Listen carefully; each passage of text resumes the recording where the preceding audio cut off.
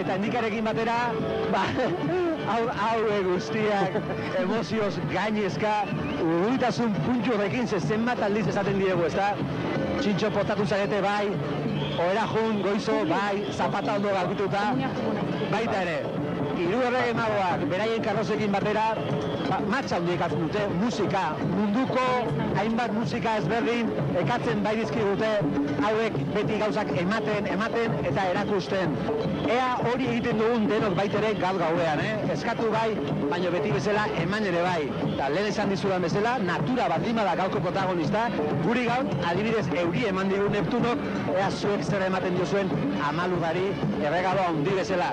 Bueno, Meltxor hori zen, eta hori da, Gaspar dator, pixka gazteagoa da, Gaspar, izar koloreare ezberdina du, ikusten duzuen bezala, eta bere karroza ondoren erakutsiko dizuegu. Ni hemen, geratzen naiz pixka badakizue, beroketarik eta batzuk egiten.